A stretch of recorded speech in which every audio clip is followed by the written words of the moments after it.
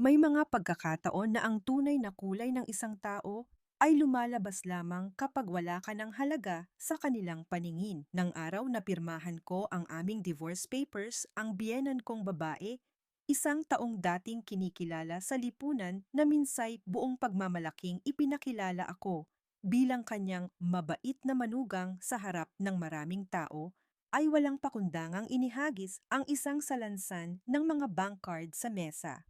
Puno ng paghamak ang kanyang boses. Mula ngayon, putol na lahat yan. Tignan natin kung paano ka mabubuhay. Hindi ako umiyak. Hindi ako nagmakaawa. Tahimik lang akong ngumiti isang ngiti na kahit ako ay kinilabutan. Sa gitna ng katahimikan ng silid na iyon, kinuha ko ang aking telepono at tinawagan ang isang tao na hinding-hindi niya aakalain. Isang pangungusap lang ang sinabi ko.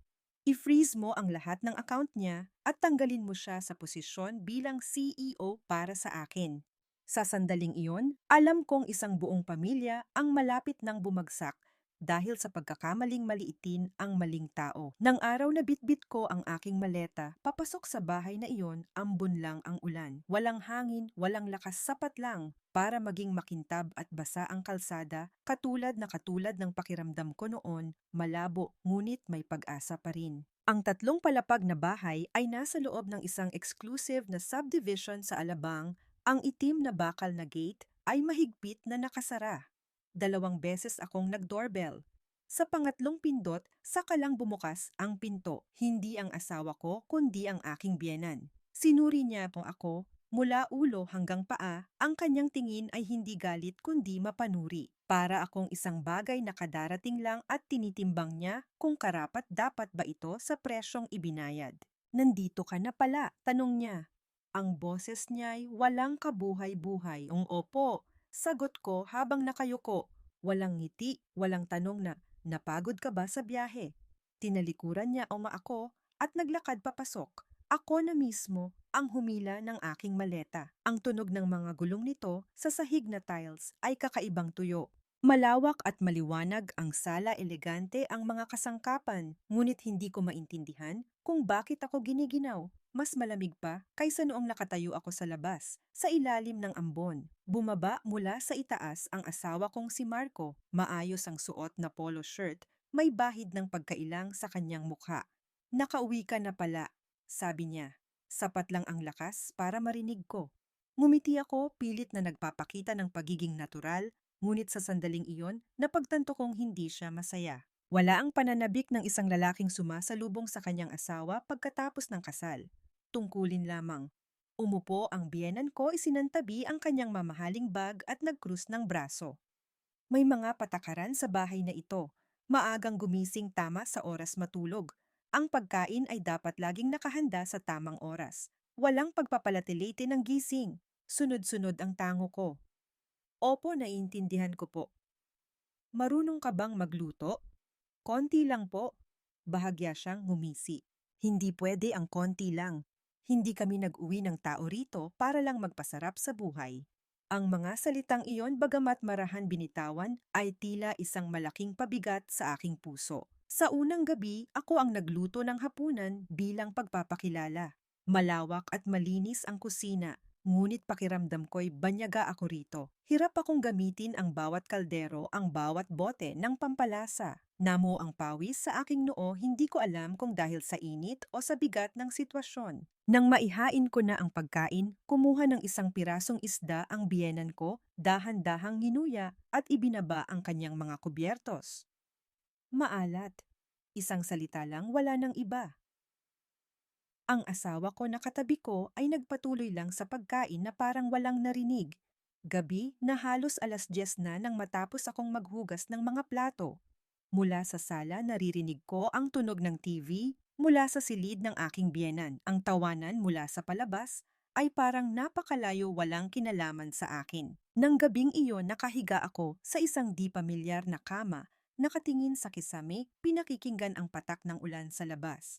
Sinabi ko sa sarili ko, ayos lang yan, masasanay ka rin. Ngunit hindi ko alam na iyon pala ang simula ng sunod-sunod na araw ng pagmamaliit at ang araw kung kailan sinimulan kong matutunan kung paano manahimik para lang mabuhay sa loob ng sarili kong kasal. Pagkatapos ng unang gabing iyon, gumising ako ng 5:00 ng umaga. Hindi dahil sanay ako, kundi dahil takot akong matulog pa. Sa bahay na ito, mabilis kong natutunan na kahit ang paggising ng huli ay maaaring maging dahilan para mapuna. Madilim pa sa labas, tahimik ang sala. Dahan-dahan kong binuksan ang pinto ng kusina, binuksan ang ilaw. Ang puting liwanag ay tumama sa malamig na sahig. Saglit akong tumayo, pinagmasdan ang malawak na kusina bago nagsimulang magsaing ng kanin at maghugas ng gulay. Nang kumukulo na ang lugaw, bumaba ang biyenan ko. Nakasuot siya ng office attire, maayos ang buhok, at may amoy ng pabango na tila matapang at malamig. Maganda yang maaga kang gumising, sabi niya na parang nagbibigay ng grado. Nakahinga ako ng maluwag, inakalang magiging mas magaan ang araw na ito. Nagkamali ako. Sa almusal, habang kumakain siya puro tungkol sa kumpanya, ang sinasabi niya hindi sa akin kundi para iparinig sa akin. Mga numero, kontrata, proyekto. Sanay na ako sa mga terminong iyon na halos matawa ako. Kung alam lang niya na dati akong umuupo sa mga pulong na mas malaki pa roon marahil hindi ganoon kapuno ng pagmamayabang ang kanyang boses. Ngunit nanahimik ako. Mabilis kumain si Marco, halos umiiwas sa aking tingin nang tanungin ko siya, gusto mo pa? Umiling lang siya. Mauuna na ako sa trabaho. Pagsara ng pinto, kami na lang ng biyenan ko ang naiwan. Ibinaban niya ang kanyang kubyertos at diretsong tumingin sa akin. Mula ngayon, dito ka na lang sa bahay. Mag-asikaso ka ng mga gawaing bahay. Hindi mo na kailangang magtrabaho. Natigilan ako. Pero yung trabaho ko po. Ang babaeng may asawa na ay dapat sa pamilya nakatuon. Para kanino ka pa ba magtatrabaho? Magkano lang naman ang kikitain mo dyan? Hindi mataas ang kanyang boses, ngunit bawat salita ay tila isang hiwa sa aking amor propio. Yumuko ako. Opo, naiintindihan ko po. Nang tanghaling iyon nilinis ko ang bawat palapag ng bahay. Malapad ang hagdanan, makintab ang hawakang gawa sa kahoy, ngunit bawat hakbang ko ay mabigat. Hindi ako pagod sa trabaho kundi sa pakiramdam na unti-unti akong nawawala sa sarili kong buhay. Maagang umuwi ang biyenan ko. Inikot niya ang buong bahay, ang kanyang mga matay nagsusuri sa bawat sulok. May bakas pa ng tubig ang salamin sa sala. Hindi pa napapalitan ang table runner. Bakit hindi mo ininit ulit ang tirang ulam kagabi? Walang tigil ang paghingi ko ng paumanhin, walang tigil ang pag-aayos.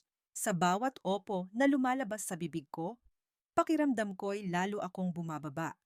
Sa hapunan, bigla siyang nagsalita.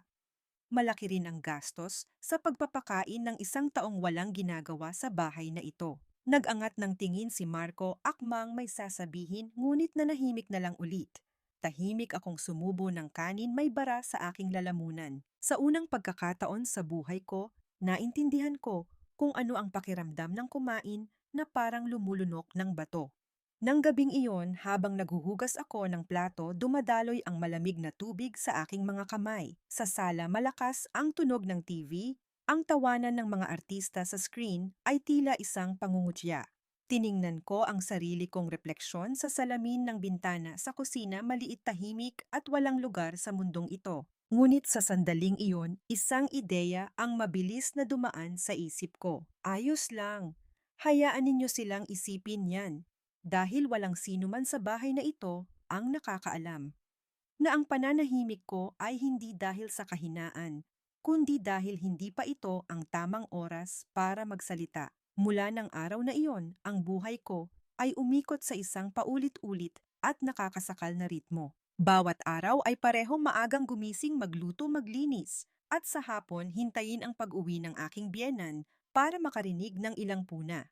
Sa gabi, tahimik na maghuhugas ng plato. Noong una, kinukumbinsi ko pa ang sarili ko na magbabago rin ang lahat kapag naintindihan na ako ni Marco at pumanig sa akin.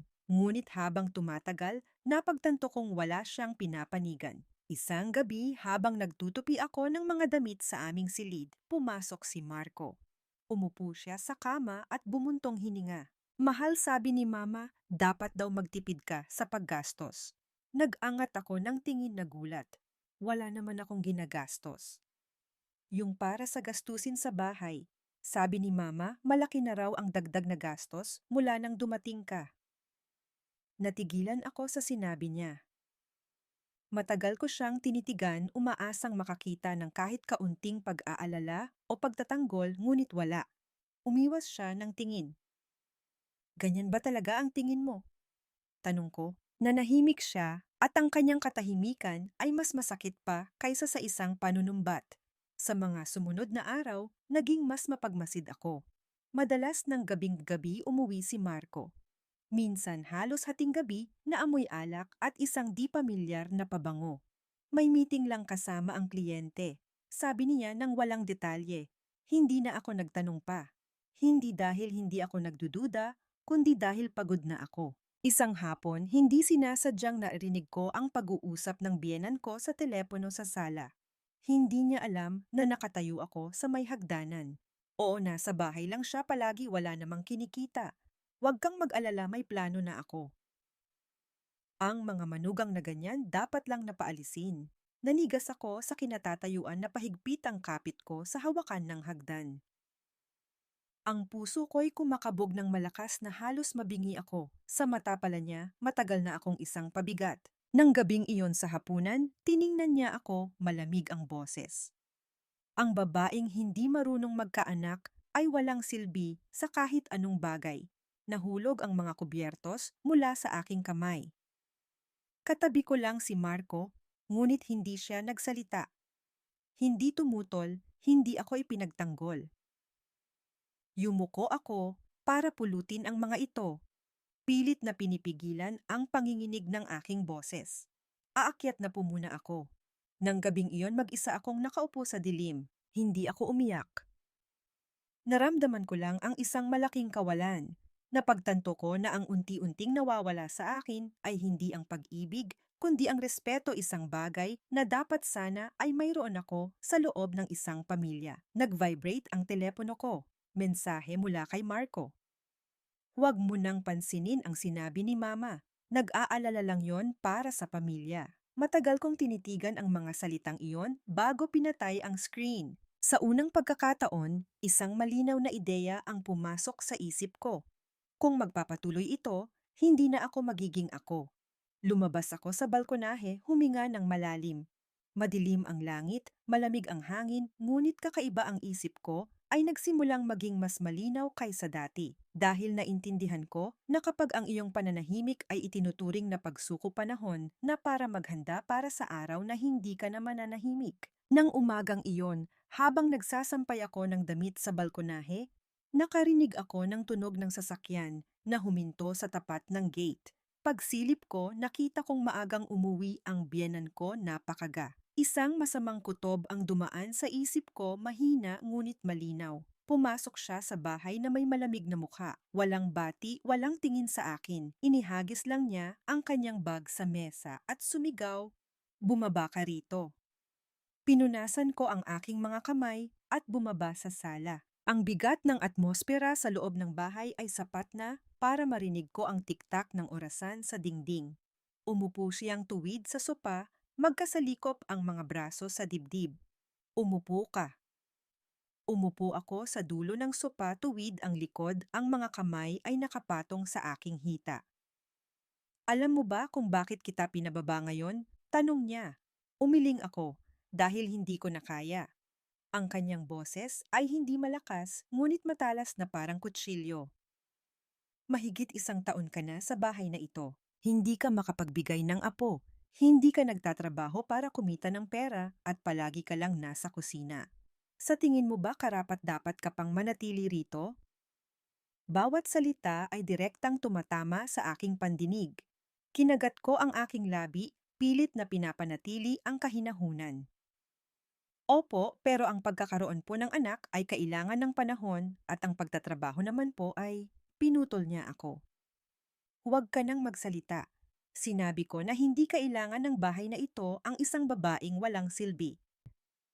Sakto namang bumukas ang pinto at pumasok si Marco. Lumingon ako sa kanya na parang kumakapit sa huling hibla ng pag-asa. Narinig mo ba ayon? Tanong ko paus ang boses. Nakatayo lang siya roon, nag-aalangan tumingin sa kanyang ina pagkatapos ay sa akin. Sa huli binitiwan niya ang isang pangungusap na nagpalamig sa aking puso. May punto si Mama. Tiningnan ko siya hindi makapaniwala sa narinig. Ulitin mo ang sinabi mo. Umiwas siya ng tingin. Dapat isipin mo rin ang pamilya. Sa sandaling iyon, parang may nabasag sa loob ng dibdib ko. Hindi masakit kundi isang malaking kawalan. Tumayo ang biyenan ko, naglakad-lakad sa silid, puno ng kapangyarihan ang boses. Napag-usapan na namin ng asawa mo. Mula sa buwang ito, lahat ng gastusin mo ay ako na ang mamamahala. Hindi mo na kailangang humawak ng card, hindi mo na kailangang magtago ng pera. Kung nakatira ka lang sa bahay, dapat alam mo ang lugar mo.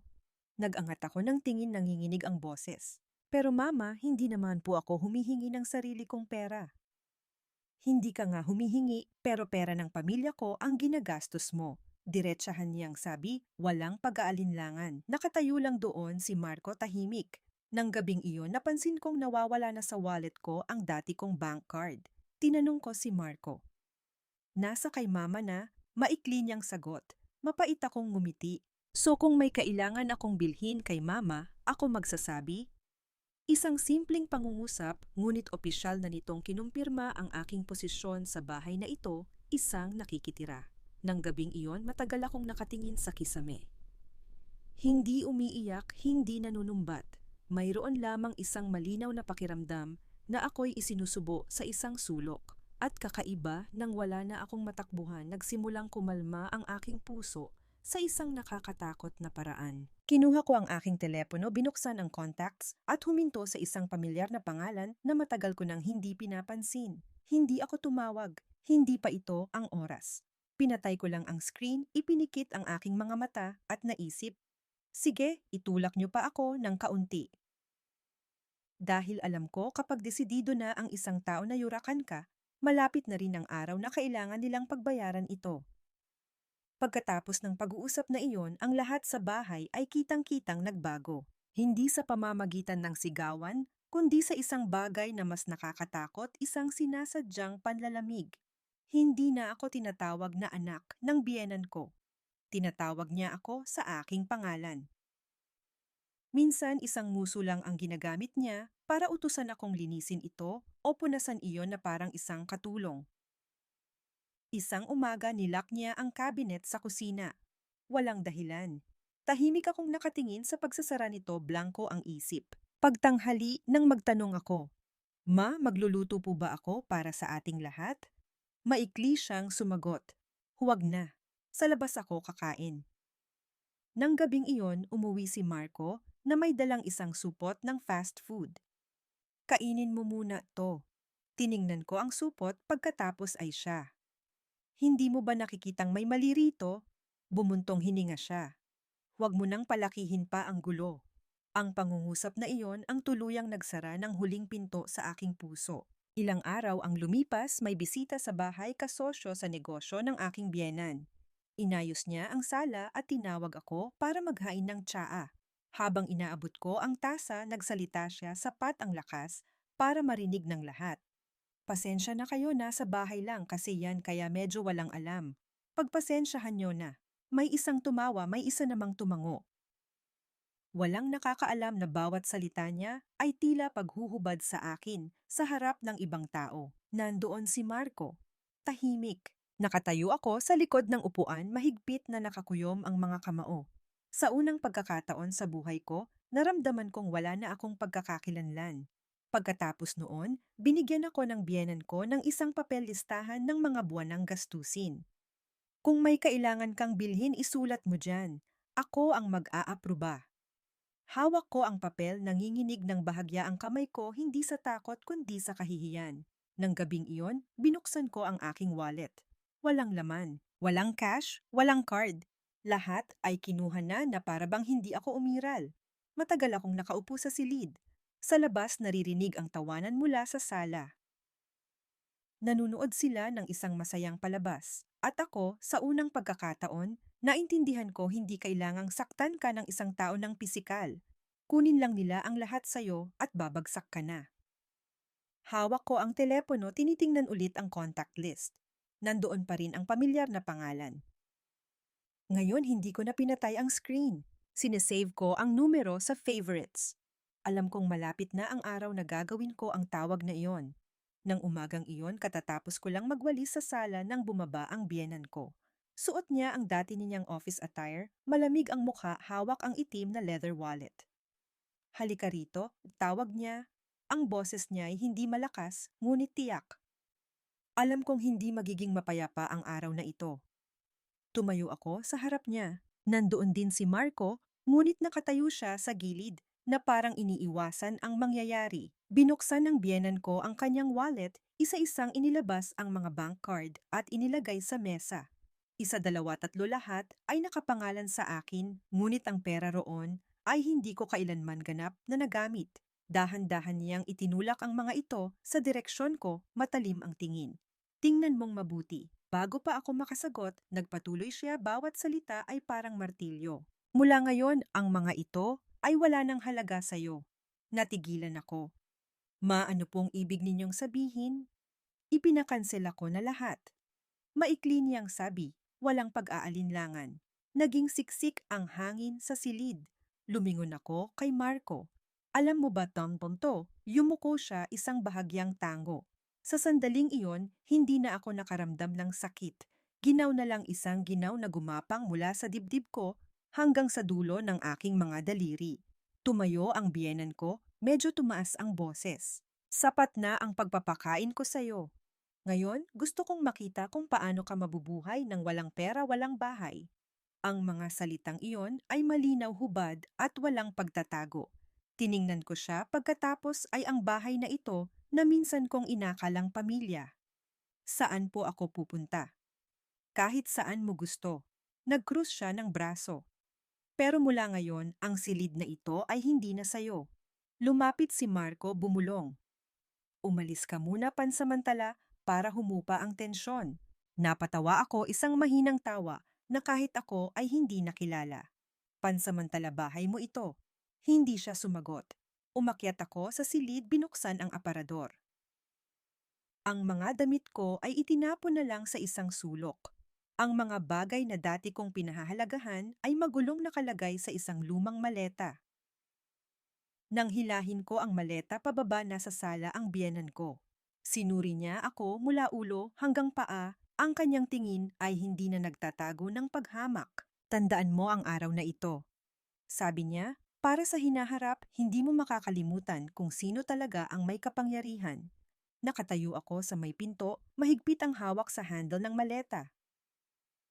Napakainit ng sikat ng araw sa labas, ngunit ako'y giniginaw. Bago ako lumabas, lumingon ako sa kanila sa huling pagkakataon. Walang luha, walang pagmamakaawa. Isang pangungusap lang ang sinabi ko, sapat na para marinig ko mismo. Darating ang araw na magpapasalamat ako sa inyo dahil dito. Mapait na ngumiti ang biyenan ko. Hihintayin ko yan. Nagsara ang pinto sa likuran ko. Matagal akong nakatayo sa labas ng gate. Sa aking bulsa, tanging ang telepono at ilang daang piso lang ang laman. Ngunit kakaiba, sa unang pagkakataon, sa loob ng maraming araw, naramdaman kong napakalinaw ng aking isip. Binuksan ko ang aking contacts, huminto ang daliri ko sa pamilyar na pangalan. Hindi pa ako tumawag. Hindi pa ito ang oras. Ngunit sigurado ako, sa isang bagay, mula sa sandaling ito, opisyal ng patay ang aking kasal. At ang mga taong nagpalayas sa akin ay malapit ng harapin ang kabayaran ng pagmamaliit sa maling tao. Pagkatapos akong palayasin, umupa ako ng isang maliit na kwarto sa isang boarding house malapit sa isang terminal ng bus. Sapat lang ang espasyo para sa isang single bed at isang lumang mesa. Sa gabi, maingay ang mga sasakyan sa labas, ngunit hindi ito kasing nakakatakot ng katahimikan sa loob ko. 3 araw ang lumipas, tumawag si Marco. Bukas, libre ka ba? Tanong niya, tuyo ang boses. Bakit? Pumunta tayo sa opisina ng abogado. Handa na ang mga papeles na inayos ni Mama. Hindi ako nagulat. Sa katunayan, hinihintay ko na ang tawag na ito. Kinabukasan, maaga akong dumating. Ang law office ay nasa ikatlong palapag ng isang lumang gusali sa Makati. Makitid ang pasilyo, pinaghalong amoy ng papel at aircon. Mag-isa akong nakaupo sa isang mahabang upuan, ang mga kamay ay nasa hita-tuwid ang likod. Huling dumating ang biyenan ko kasama si Marco at isang pribadong abogado. Maayos ang kanyang pananamit, kalmado ang tingin na parang papasok lang sa isang mahalagang pulong. Simulan na, sabi niya. Ibinigay sa akin ng abogado ang divorce petition. Bawat manipis na papel ay tila napakabigat. Walang conjugal property. Walang hiling na suporta. Walang pagtatalo. Binasa ko bawat linya, tuyo ang aking lalamunan. Ang ilang taon ng pagsasama ay binuod sa ilang walang emosyong pangungusap. Pirmahan niyo po dito, sabi ng abogado. Lumingon ako kay Marco. May gusto ka bang sabihin? Matagal siyang yumuko. Sorry, pero wala na akong magagawa. Bahagya akong tumango. Walang panunumbat, walang pagpigil. Nang hawakan ko ang panulat, biglang nagsalita ang biyenan ko. Dapat ka pa ngang magpasalamat. At least, hindi ko na pinalaki ang isyong ito. Nag-angat ako ng tingin sa kanya. Opo, alam ko po. Ngumisi siya, tila nasiyahan sa sagot ko. Pumirma ako. Ang sulat ko'y malinis, hindi nanginginig. Sa sandaling iyon, hindi ko naramdaman na may nawala sa akin. Sa halip, parang may isang bagay na nakalaya. Paglabas ng opisina, tinawag ako ni Marco. Kung kailangan mo ng tulong, pinutol ko siya. Hindi ko kailangan. Natigilan siya. Marahil hindi niya inasahan na sasabihin ko iyon ng ganoon kadali. Lumapit ang biyenan ko, malamig ang boses. Mula ngayon, wala na tayong anumang kaugnayan. Tumango ako. Opo, mas mabuti para sa lahat. Pauwi, matagal akong naglakad. Mainit, maraming tao, ngunit blanko ang aking isip. Umupo ako sa isang maliit na kapihan, umorder ng pinakamurang inumin sa menu. Tiningnan ko ang papel sa aking bag. Hiwalay na kami. Totoo na. Ngunit kakaiba, hindi ko naramdaman na talo ako. Sa halip, pakiramdam ko'y nasa panimula ako ng isang bagong yugto. Nang gabing iyon, sa masikip na kwarto ng boarding house, kinuha ko ang aking telepono.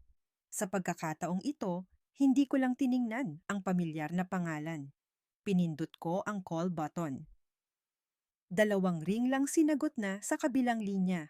Hello po, huminga ako ng malalim. Ako to.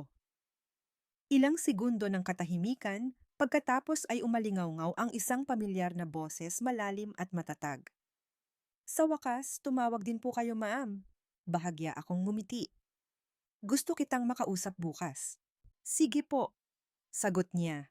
Isang salita niyo lang, ma'am, at magsisimula na ulit ang lahat. Pinatay ko ang tawag, sumandal sa pader. Sa unang pagkakataon sa loob ng napakatagal na panahon, nakatulog ako ng mahimbing. Dahil alam kong ang tunay na laban ngayon pa lang opisyal na magsisimula. Ang aming pagkikita ay naganap isang hapon na may mahinang ulan. Ang kapihan ay nasa isang maliit na eskinita, tahimik na tanging ang tunog lang ng ulan sa yero ang maririnig. Dumating ako ng 10 minuto nang mas maaga, suot pa rin ang simpleng damit at luma kong bag. Walang mag-aakala na 2 araw pa lang ang nakalipas mula nang pumirma ako ng divorce papers. Nang pumasok ang lalaki, tumayo ako. Bahagya siyang yumuko. Ma'am, sa isang salitang iyon, naramdaman kong nanubig ang aking mga mata. Siya si David, ang dati kong executive assistant. Ang nag-iisang tao na nakakaalam kung sino ako at kung ano ang mga isinuko ko para lang pumasok sa kasal na yon. Alam ko na po ang sitwasyon ninyo, ma'am. Sabi niya, inilapag ang isang makapal na folder sa mesa. Hindi ko na tinanong kung paano niya nalaman. Alam kong hindi iyon mahirap para sa kanya. Maayos pa rin po ang takbo ng kumpanya, patuloy niya.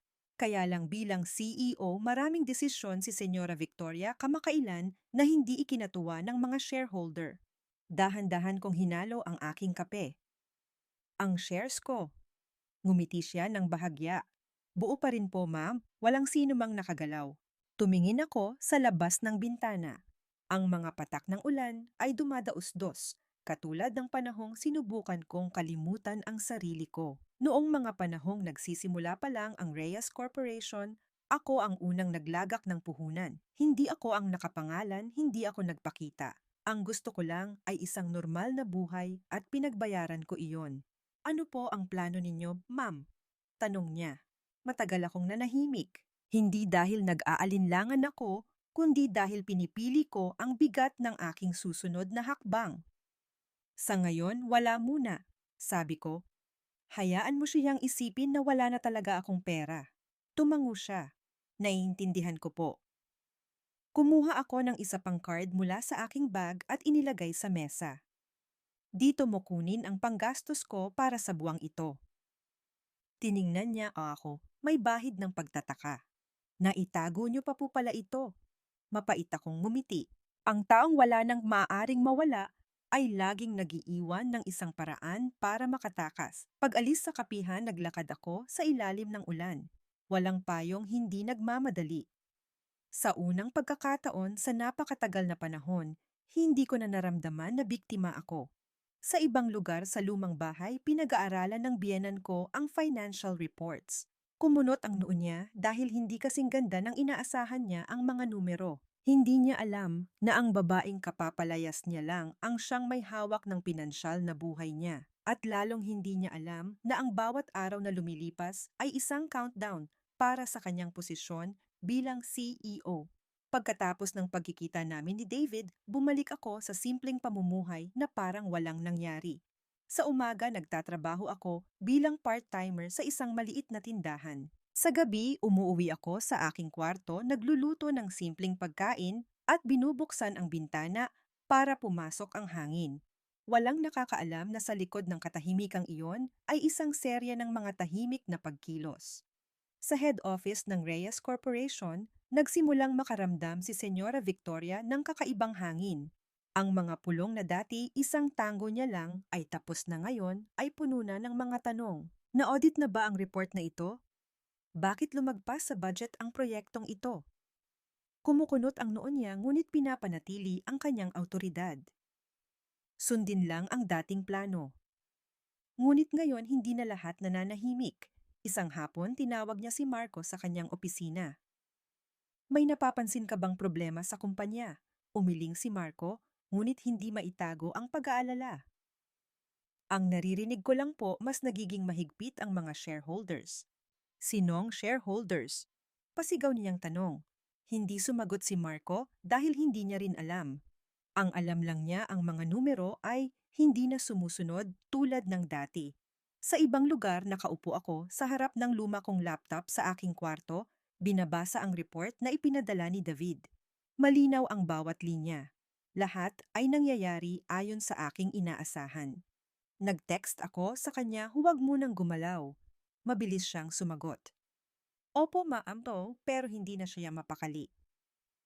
Bahagya akong ngumiti. Nang weekend na iyon, nakatanggap ako ng tawag mula sa isang direhistradong numero. Ang dati kong asawa. Kamusta ka na? Tanong niya nag-aalangan. Ayos lang. Sagot ko. Ilang segundo siyang nanahimik, tapos ay bumulong. Nagkakaproblema si mama. Alam mo ba? Yung mga malalaking proyekto, pinutol ko siya. Tumawag ka ba para magkwento tungkol sa kumpanya o para kamustahin ako? Natigilan siya. Naisip ko lang na dati ka ring parte ng pamilya. Hindi na ako sumagot. Pinatay ko ang tawag.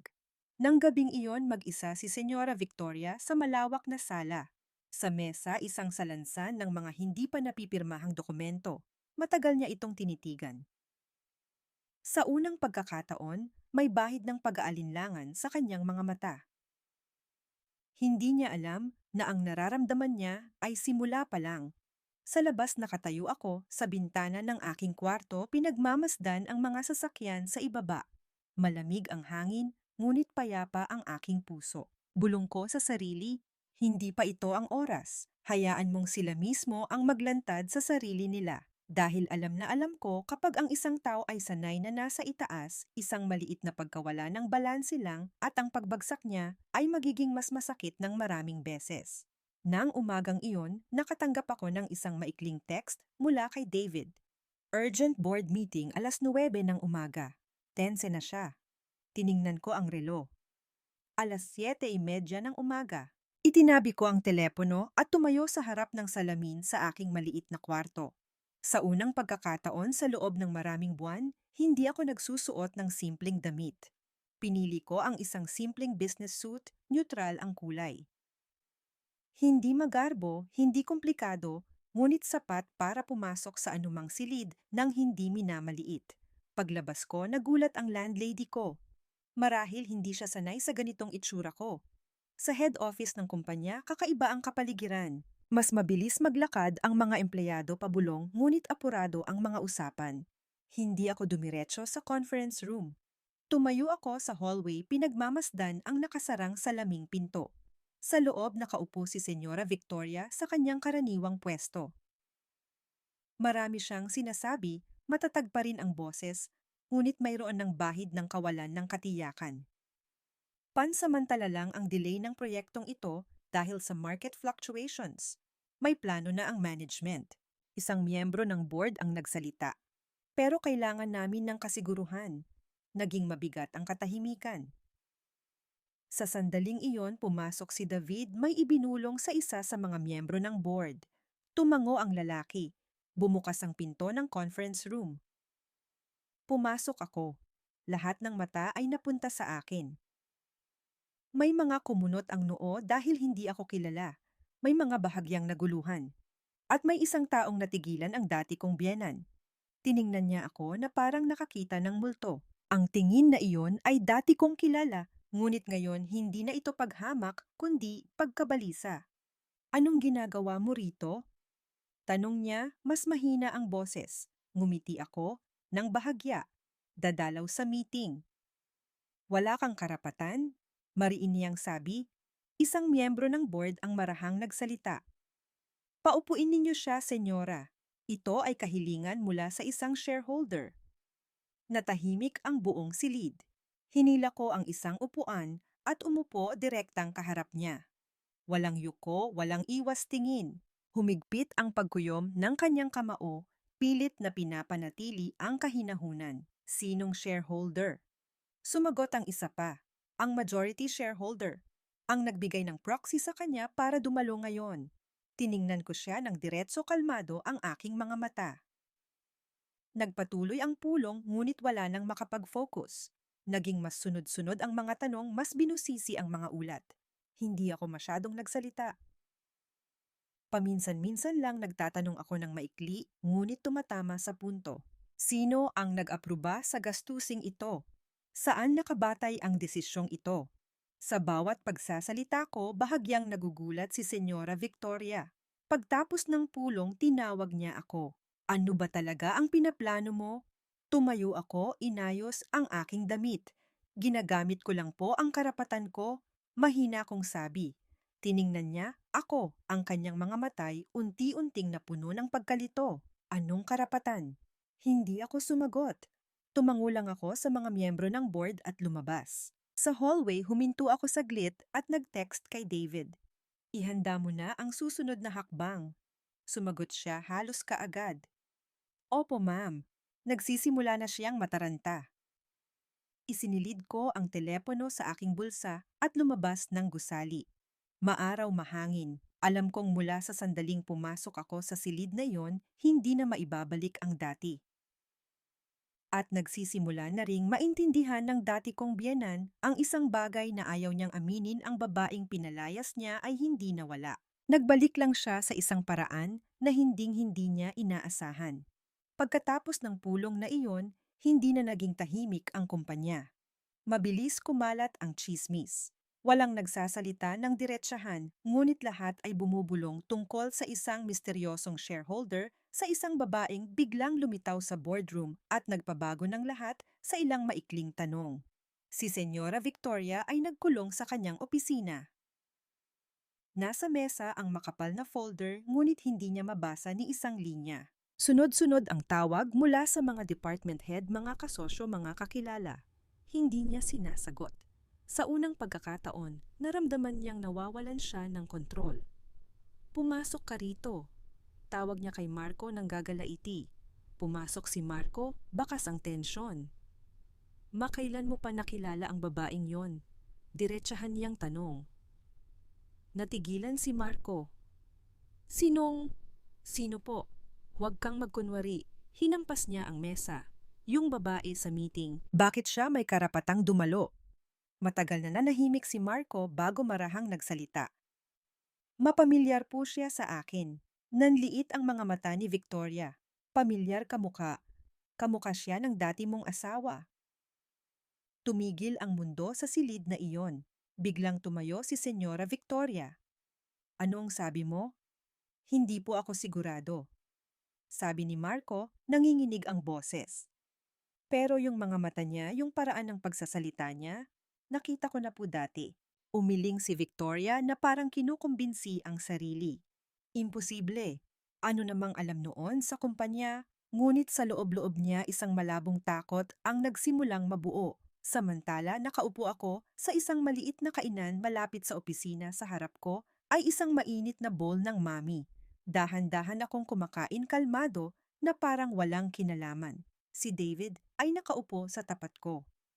Pinapahanap na po niya ang lahat ng records ng shareholders, bulong niya. Tumango ako. Makikita niya rin. Hanggang saan po natin ito dadalhin, ma'am? Tanong niya. Ibinaba ko ang aking kubyertos at diretsong tumingin sa kanya. Hanggang sa maalala nila kung paano nila ako tinrato. Nang gabing iyon, pauwi na ako sa aking kwarto nang tumunog ang telepono. Ang dati kong asawa. Ikaw? Paos ang kanyang boses. Yung babae sa meeting kanina?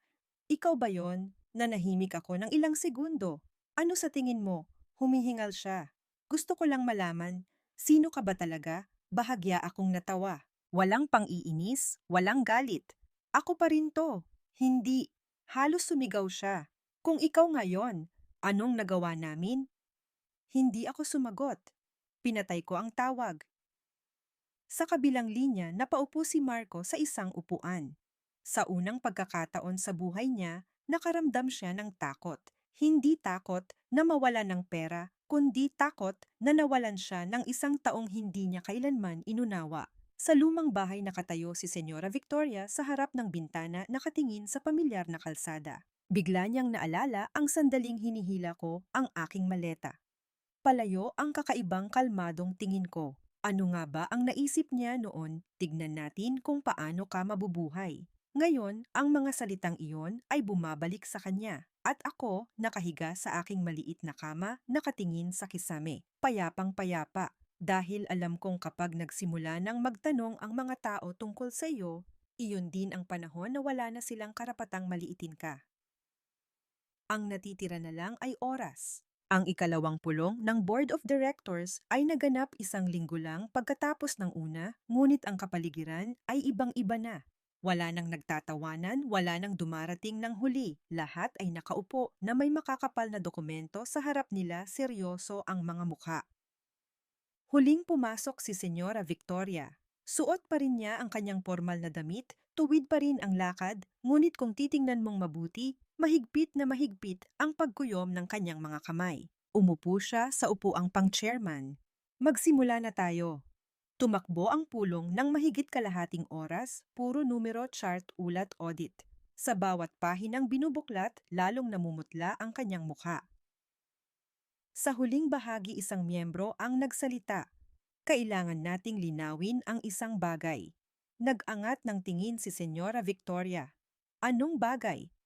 Tungkol sa voting rights ng majority shareholder. Natahimik ang silid. Lumingon ang lalaki sa ako sa akin. Maaari po ba kayong tumayo? Tumayo ako. Biglang lumingon si Senyora Victoria, hindi na maitago ang gulat sa kanyang mukha. Senyora, manatili po tayong kalmado. Sabi ng miyembro, binuksan niya ang isa pang folder. Ayon sa mga dokumentong naka-archive, mula pa noong itinatag ang kumpanya, ang shareholder na may pinakamalaking voting power ay si Mrs. Isabella Reyes. Malinaw niyang binasa ang bawat salita. Iyon ang pangalan ko. Nanigas ang hangin sa silid. May mga lumingon sa akin, may mga yumuko para tingnang muli ang mga papel, hindi makapaniwala. Biglang tumayo si Senyora Victoria mula sa kanyang upuan. Imposible. May legal na kumpirmasyon po ang mga dokumento.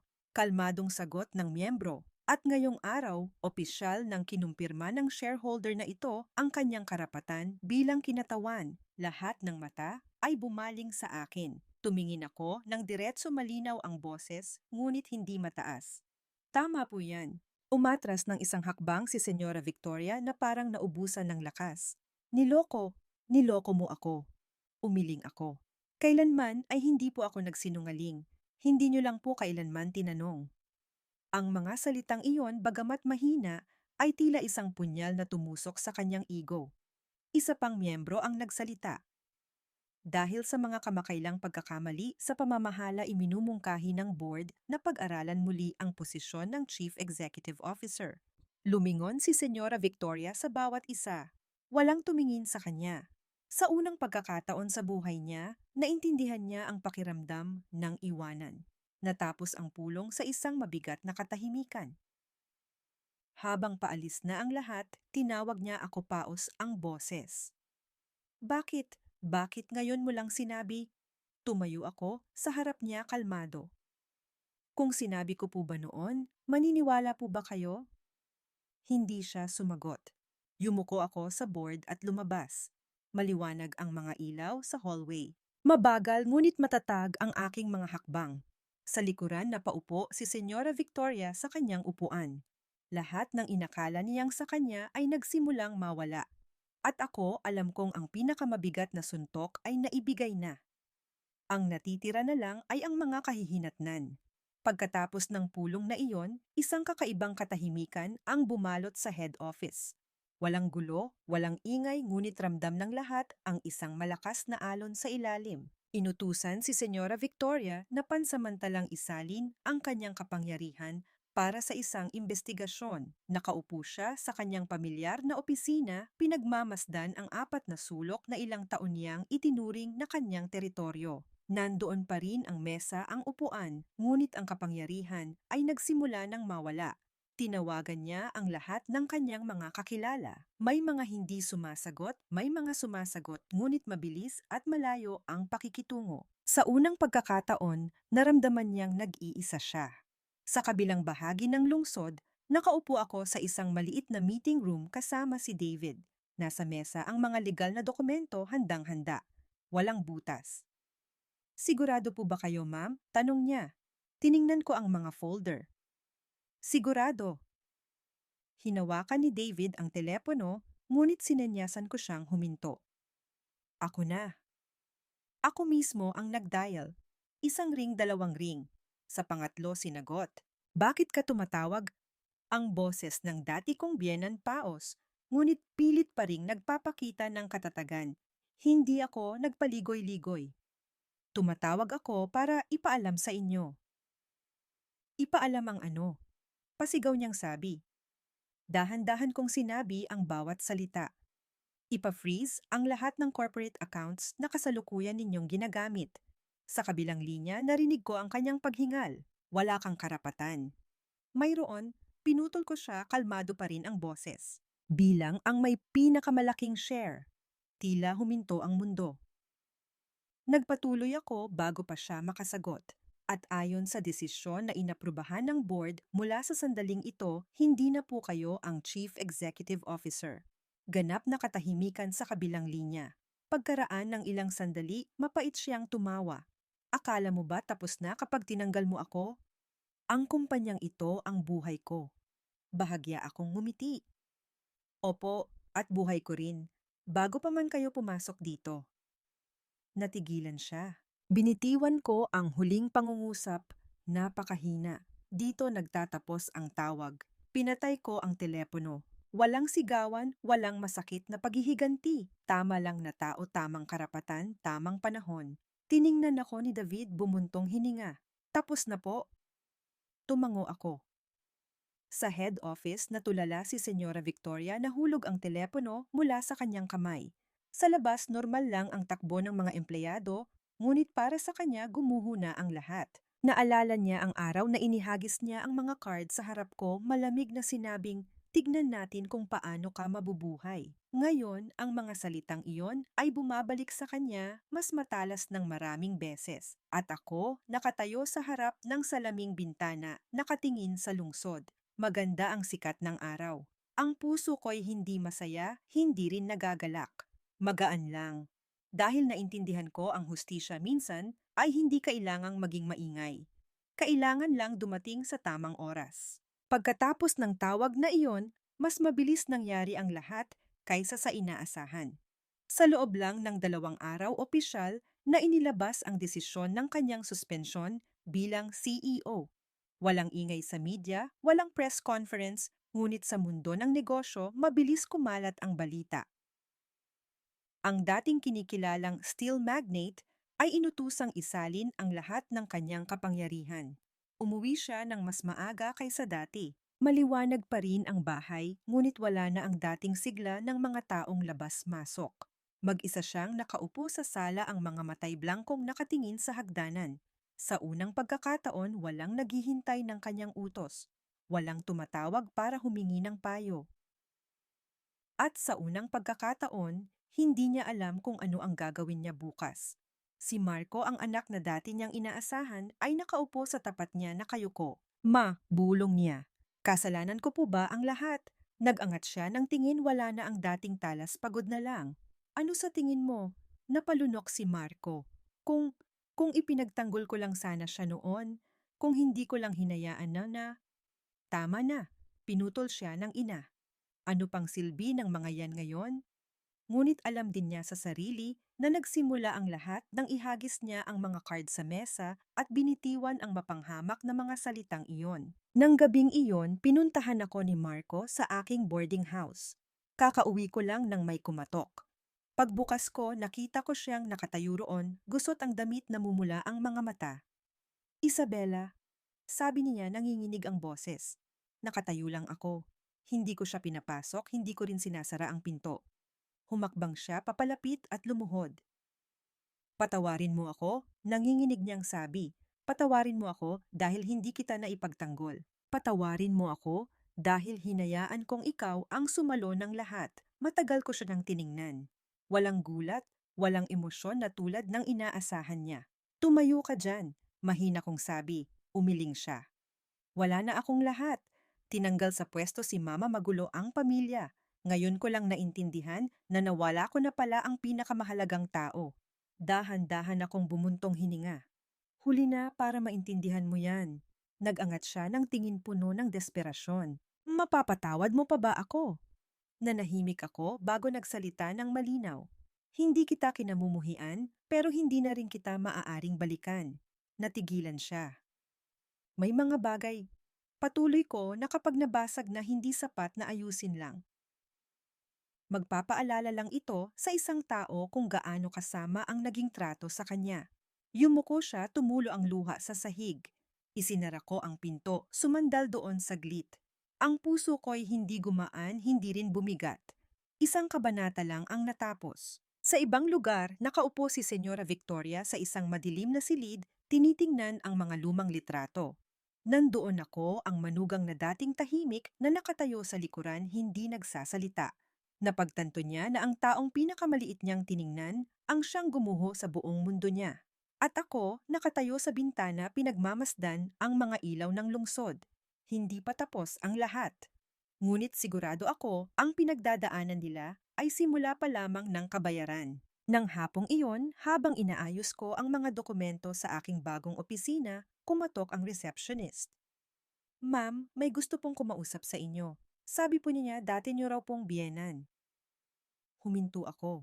Hindi ako nagulat. Alam kong darating ang araw na ito. Papasukin mo siya. Bumukas ang pinto. Pumasok si Senyora Victoria, mas mabagal na ngayon.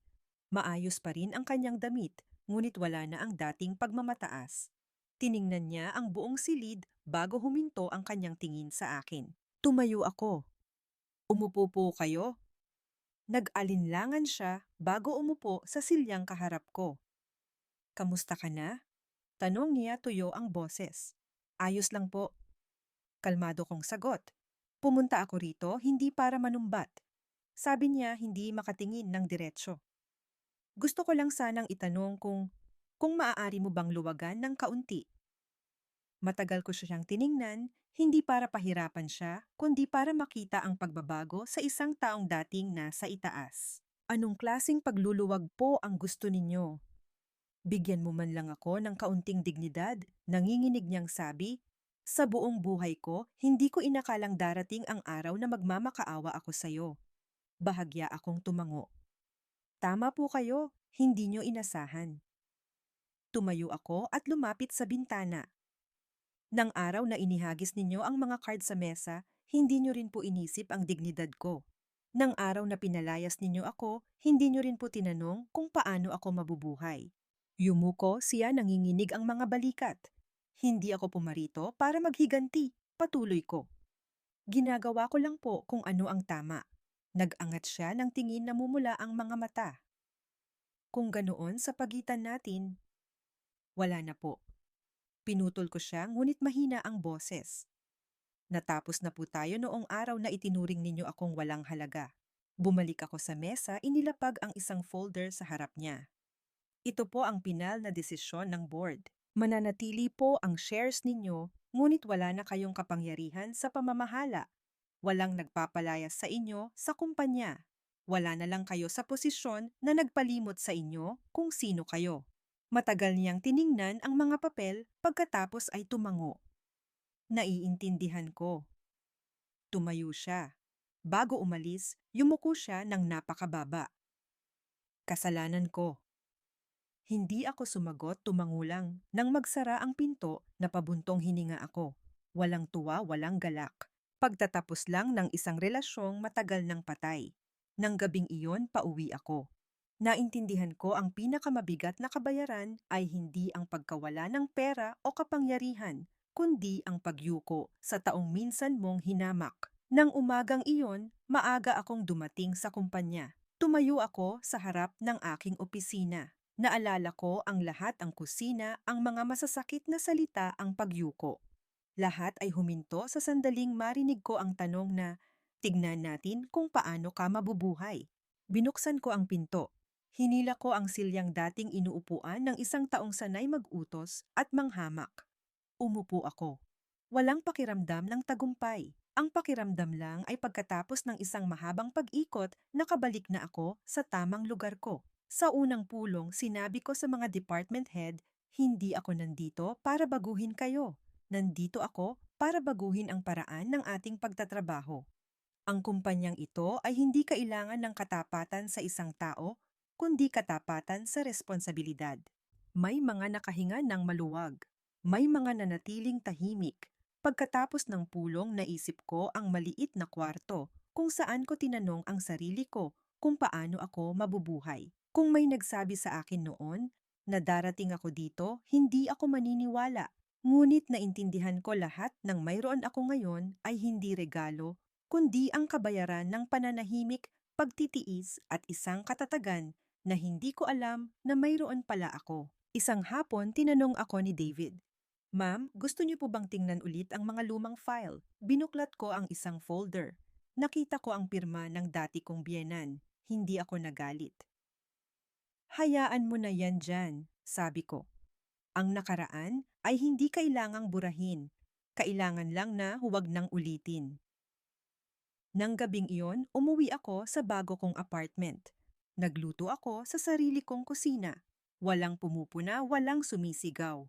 Payapa. Habang kumakain, naintindihan ko ang pinakamalaking kapangyarihan ay hindi ang katakutan ka ng iba, kundi ang hindi ka na nila muling maliitin. At mula ng araw na iyon, hindi na ako nabuhay para sagutin ang tanong na, tignan natin kung paano ka mabubuhay.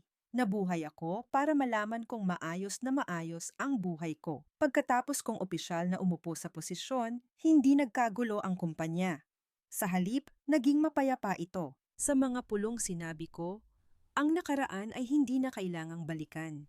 Kung nandito ka pa ngayon, ibig sabihin may halaga ka pa. Totoo nga, sa loob ng isang linggo, ang mga dating kanang kamay ng biyenan ko ay nag-resign.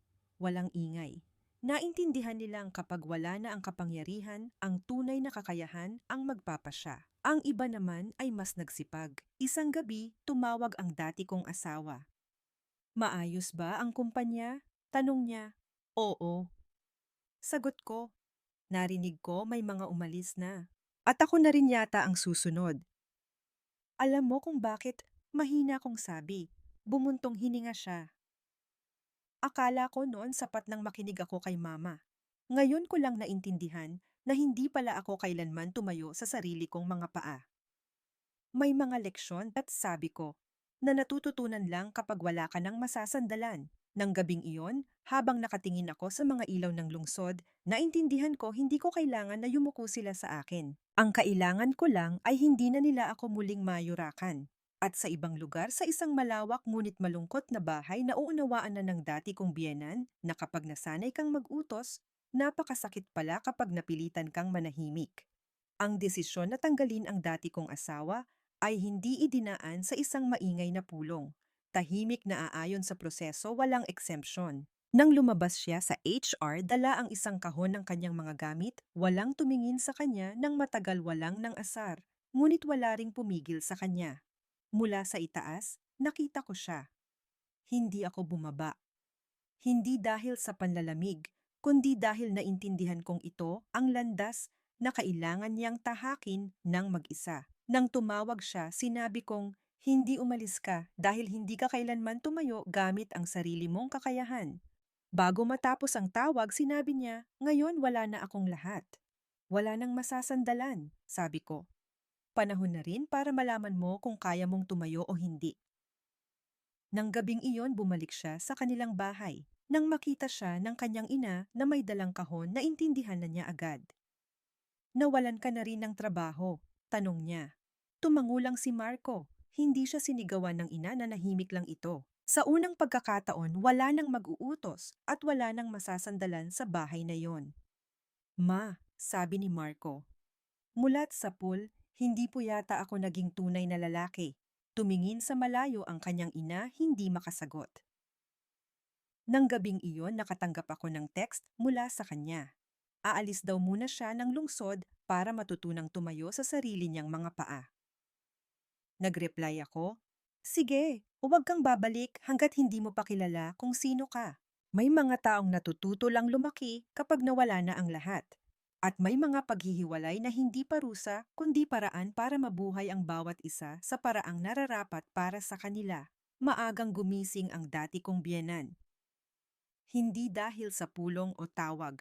Nagising siya dahil wala ng dahilan para matulog pa. Walang text, walang tawag, walang naghihintay ng utos. Siya mismo ang nagluto ng almusal. Nang tikman niya, napangiwi siya hindi dahil sa lasa, kundi dahil sa unang pagkakataon, natikman niya ang bunga ng sarili niyang gawa. Naglakad siya papunta sa palengke. Ang tindera ay hindi siya kinilala, hindi bumati ng magalang. Ano pong sa inyo? Tanong lang. Nahiya siya saglit. Isang taling gulay, bulong niya. Ang normal na transaksyong iyon ay tila isang kirot sa kanyang puso. Sa bahay, tiningnan niya ang kanyang mga mamahaling damit. Umiling siya. Hindi na kailangan. Isang gabi, nakaupo siyang mag-isa sa dilim. Naalala niya ako, ang tahimik na anino sa kusina, ang nakayukong mukha kapag sinisigawan niya. Ano nga ba ang inisip niya noon? Ano namang alam niyan? Nakikitira lang yan. Ngayon, habang nabubuhay siyang mag-isa, naintindihan niya ang pananahimik ay hindi palaging kahinaan. Sa ibang lugar sa supermarket nagkataon na nakita ko siya. Nakatayo siya sa harap ng mga gulay nag-aalangan. Nagtama ang aming mga mata. Tumayo kami roon ng ilang segundo. Walang galit, walang sumbatan. Tumango siya ng bahagya. Tumango rin ako bilang sagot. Iyon lang. Walang salita. Dahil may mga aral na sa isang tingin lang sapat na para maintindihan ang isang buong buhay. Pagkatapos ng lahat ng unos ang buhay ko ay nagpatuloy sa isang ibang ritmo. Walang pagmamadali, walang tensyon. Nagigising ako sa umaga dahil sa sikat ng araw, hindi sa pressure. Ang trabaho ay hindi na isang larangan ng digmaan, kundi isang lugar kung saan ginagamit ko ang aking isip ng mahinahon. Sa mga pulong nakikinig muna ako bago magsalita.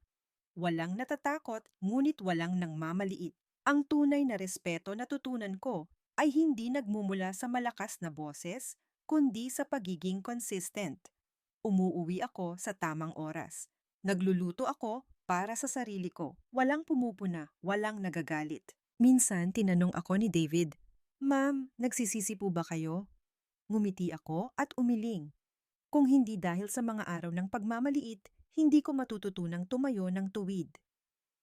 Ang buhay ko ngayon ay hindi perpekto, ngunit ito ang buhay na pinili ko, hindi ang buhay na ipinilit sa akin.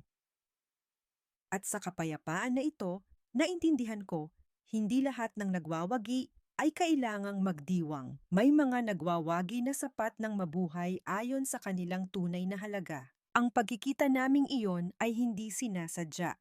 Isang hapon nakaupo ako sa isang kapihan nang makita ko siya. Mas payat na mas marami ng puting buhok. Nag-aalangan siyang lumapit. "Maaari ba akong maupo?" Tanong niya. Tumango ako. "Maayos ba ang buhay mo?" Tanong niya. "Opo," sagot ko. "Kayo po?" "Sinusubukang masanay," sagot niya. Tumingin siya sa labas. "Dati, akala ko kapag malakas ka lahat ay gagalang sa'yo. Ngayon ko lang naintindihan ang takot ay hindi respeto." Tumingin siya sa akin. "Kung naging iba sana ang trato ko sa'yo noon, marahil hindi ganito ang nangyari." "Siguro nga po," sabi ko. "Pero tapos na yon." "Galit ka pa ba sa akin, Baw?" Tanong niya. Nag-isip ako. Hindi na po ako galit pero hindi ko rin po makakalimutan. Ngumiti siya ng malungkot. "Sapat na yon." Nang paalis na siya, yumuko siya ng napakababa. "Salamat, dahil hindi mo na pinalala pa ang sitwasyon." Hindi ako sumagot, tumango lang. Nang umalis siya, naintindihan ko may mga pagkikita na hindi para dugtungan ang nakaraan, kundi para malaman ng bawat isa na tuluyan na silang nakausad. May mga salitang akala mo'y magaan ngunit habang buhay mong dadalhin. Tignan natin kung paano ka mabubuhay.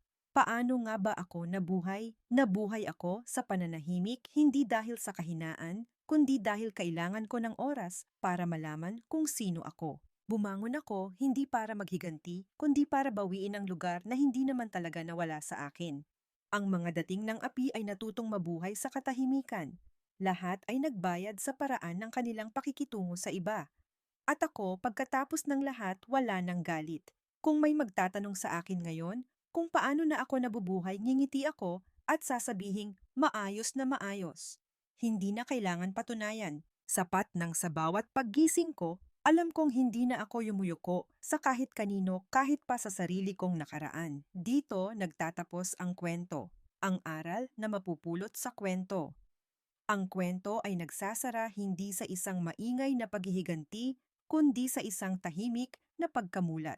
Ang unang aral ay, huwag kailanman maliitin ang isang tao dahil lang sa kanyang pananahimik. May mga taong hindi nagsasalita, hindi dahil mahina sila, kundi dahil pinipili nila ang tamang panahon para tumayo. Ang ikalawang aral, ang kapangyarihan at pera ay maaaring magdulot ng takot. Ngunit ang paraan ng iyong pakikitungo sa iba ang siyang tutukoy kung sino ka kapag wala na ang lahat ng iyon. Ang ikatlong aral at ang pinakamalalim.